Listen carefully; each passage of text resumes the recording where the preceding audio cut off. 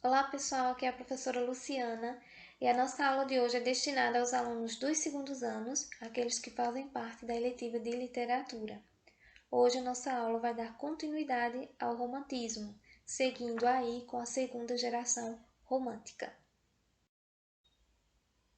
A segunda geração romântica no Brasil corresponde ao período de 1853 a 1869.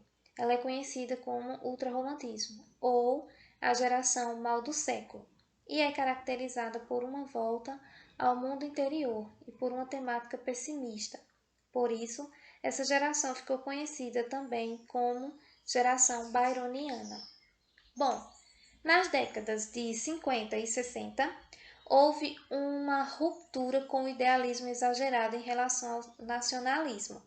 Bom, essa ruptura é de acordo com aquelas características lá da primeira geração, que tínhamos aí um nacionalismo e uma valorização do índio, que ele era tido aí como o herói brasileiro.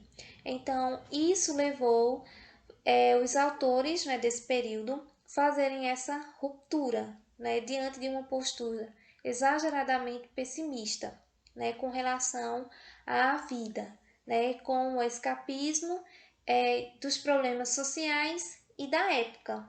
Essa atitude em si ficou conhecida como mal do século. Isso se deve ao fato de que os jovens desse período não se sentiam atraídos pelos ideais da Revolução Francesa, aqueles ideais de liberdade, igualdade e fraternidade. Então, eles optaram por mergulhar no seu próprio mundo íntimo, tendo um apego a atitudes mundanas, como a bebida e o vício, e também uma atração muito forte pela morte. Assim, com esse desenvolvimento da literatura romântica nessa década de 40 mais ou menos, as produções literárias elas começaram a apresentar uma maior subjetividade. Então, os autores dessa época eram indiferentes a temas como o nacionalismo e o indianismo, como eu disse a vocês, que eram as características principais da primeira geração. Mas mesmo assim eles apresentavam uma grande intensificação ao sentimento. Nesse período, houve aí um poeta inglês chamado Lord Byron, que foi um dos grandes influenciadores no romantismo, aqui no Brasil e no mundo. Esse autor ele possuía um estilo poético agressivo contra a sociedade e um estilo de vida que escandalizava toda a Europa. Então, o seu cinismo e o seu pessimismo inspiraram aí outros poetas de todo o mundo. Nessa época, infelizmente, devido a esse estilo de vida desregrado, marcado por exageros na bebida e no cigarro, e também pela falta de cuidados com a saúde, muitos poetas ultrarromânticos acabaram morrendo antes mesmo dos seus 20 anos de idade.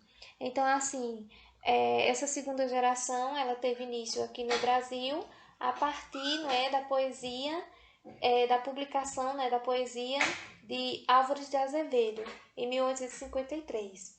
Em vez do índio, da natureza e da pátria, ganham grande ênfase a angústia, o sofrimento, a dor existencial, o amor que oscilava entre a sensualidade e a idealização, entre outros temas de grande carga subjetiva. Bom, as principais características, que são bem marcantes nesse período, nós destacamos aí a idealização do amor e da mulher, que possuíam aí um sentimentalismo muito exagerado. Então, essa idealização amorosa e a projeção de uma mulher perfeita são comuns nas obras dessa segunda geração. Então, o amor e a amada são quase sempre utopias inatingíveis. Devido a tudo isso, os personagens, os sujeitos eulíricos, eles acabavam sofrendo demasiadamente.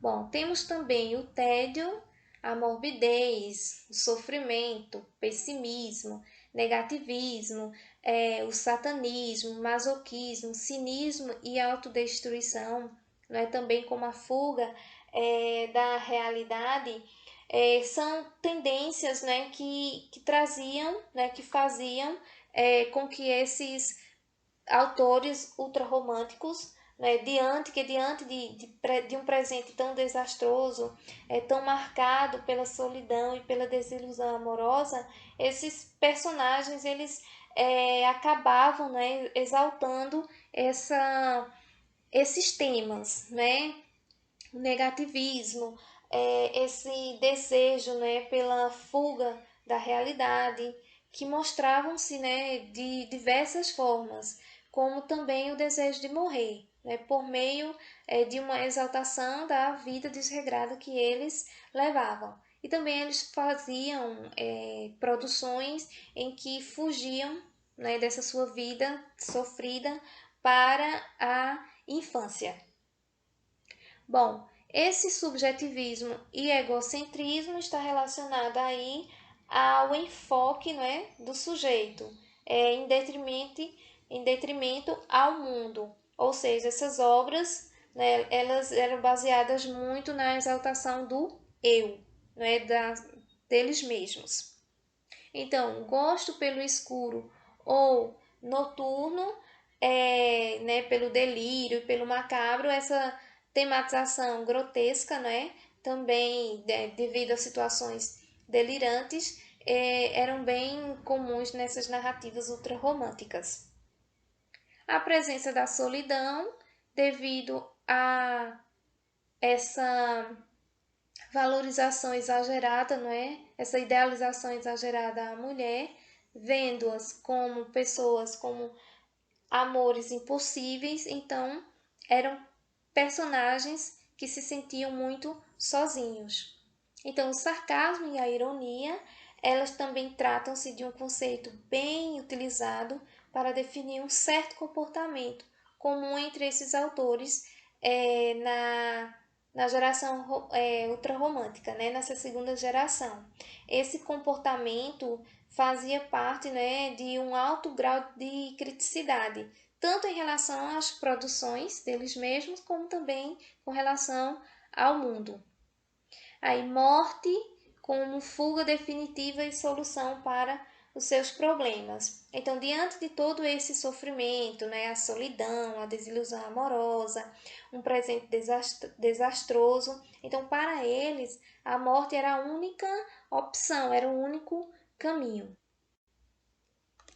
Como principais autores, né, que se destacaram nesse período romântico, nós temos Álvares de Azevedo, que foi o precursor, né, da segunda geração romântica aqui no Brasil, Fagundes Varela, Casimiro de Abreu e Junqueira Freire.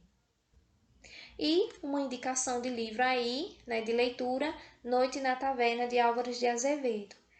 Vocês vão perceber neste livro que todas aquelas características bem fortes e bem marcantes na segunda geração estarão todas aí presentes neste livro. Boa leitura! Nossas referências bibliográficas, e é isso, pessoal, até a próxima!